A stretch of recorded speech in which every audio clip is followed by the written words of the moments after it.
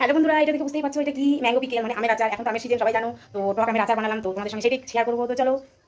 Hello বন্ধুরা, আবার ফিরে এলাম তোমাদের সঙ্গে টুম্পাশা ইউটিউব চ্যানেলে। সবাইকে স্বাগত। তো বড়দের প্রণাম আর ছোটদের ভালোবাসা নিয়ে আবার একটা ভিডিও শুরু করছি। তো এখন তো তোমরা জানো যে আমের সিজন, তো আমি কিছু টক আম কেটে নিয়ে তারপর সেটাকে টক আচার বানাবো। তো চলো সেটাই তোমাদের সঙ্গে শেয়ার করবো আজকে। তোমরা দেখতে থাকো পুরো ভিডিওটা।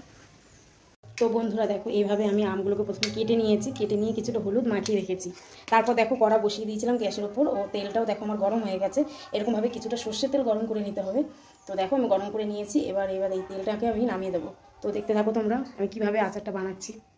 তো বন্ধুরা, আমের আচার বানানোর জন্য ভাজা মশলাই বেস্ট হয়, ভাজা মশলা দিলে একটু টেস্টও হয়। তো আমি এখানে নিয়ে নিয়েছি দেখো শুকনো লঙ্কা, মেথি, জিরা আর মৌরি, এই সবকটাকে একসঙ্গে ভেজে নেব। ও আর একটা হলো যেটা হলো সর্ষে।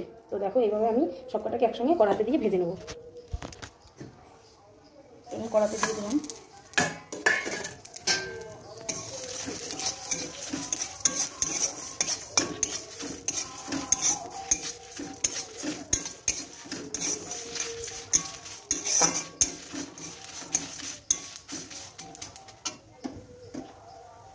যতক্ষণ না লাল লাল হবে ততক্ষণ নামাবো না, একদম টান টান করে ভেজে নেবো মশলাটা।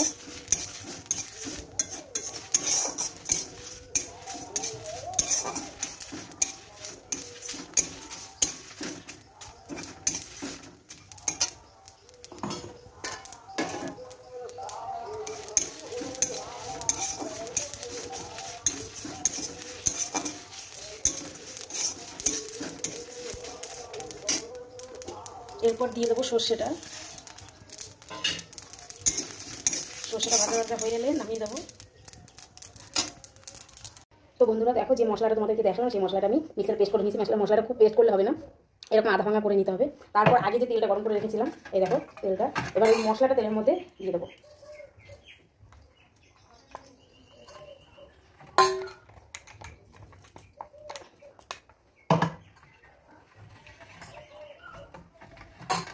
এবার আমি কিছুটা জোয়ান এর মধ্যে দিয়ে দেবো।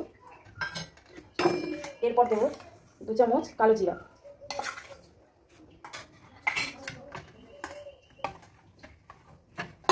আর দেবো 2 চামচ বিট নুন,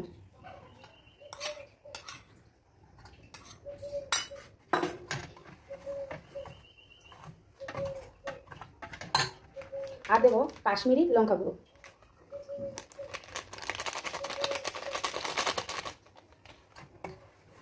তো ভালো করে পেস্ট করে নেবো মশলাটা।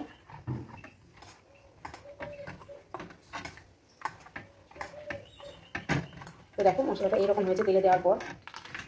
এরপর আমি আমগুলোকে দিয়ে ভালো করে মেখে নেব। তো এই যে বন্ধুরা, কেটে রাখা আমগুলো এবার এর মধ্যে দিয়ে দেবো।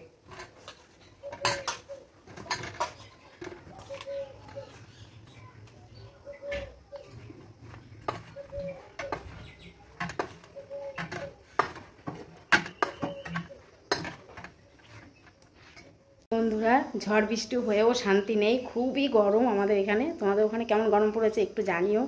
তো দেখো আমি আমের সঙ্গে মশলাটা মাখিয়ে নিয়েছি, দেখো কতটা সুন্দর হয়েছে। তো এবার আমি একটা জার ভালো করে ধুয়ে মুছে রেখেছি। তো চলো সেটাতে আমি এবার ভরে দেবো। তো চলো তোমাদেরকে দেখাচ্ছি। এই দেখো আমাদের বাড়িতে একটা মিনি থাকে, এই দেখো দেখছে। আয় আয় আয় আয় আয়, এখন খেতে চাইছে। তো বন্ধুরা, এই যে জারটা আমি ধুয়ে রেখেছি ভালো করে পরিষ্কার করে, এবার এইটাতে আমি আচারটা ভরে দেবো।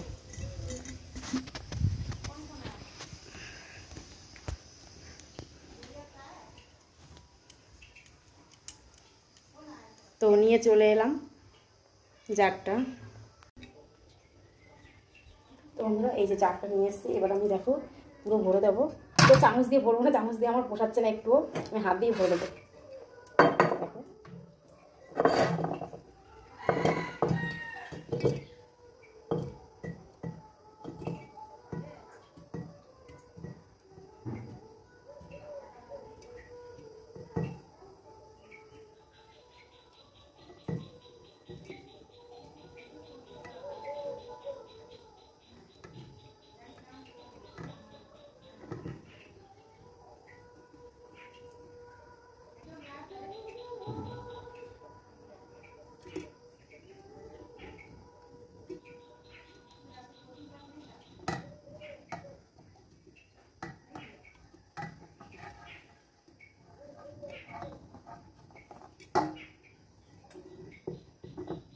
দেখো ভরে দিলাম বন্ধুরা।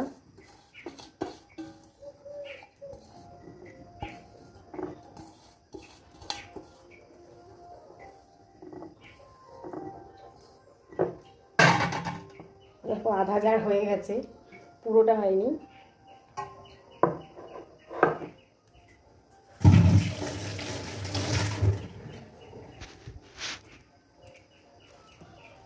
তো তারপর আমি কি করব, তারপর দেখো বন্ধুরা আমি খানিকটা তেল, গরম তেল রেখে দিয়েছিলাম, তো এই তেলটা এবার আমি দিয়ে দেবো। আলাদা করে তুলে রেখে দিয়েছিলাম গরম তেলটা।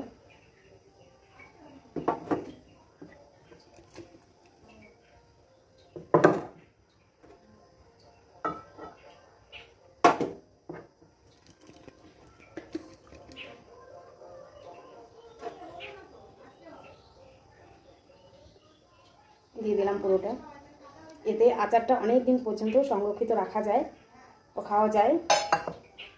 তো প্রতিদিন একবার করে রোদে দিয়ে দিলে পুরো বছরটা চলে যাবে। তো বন্ধুরা ভিডিওটি কেমন লাগলো অবশ্যই জানাবে, আর আমার আচারটি কেমন হলো সেটাও অবশ্যই জানাবে। তো এখনকার মতন এই পর্যন্তই, দেখা হচ্ছে নেক্সট ভিডিওতে। তো চলো বাই।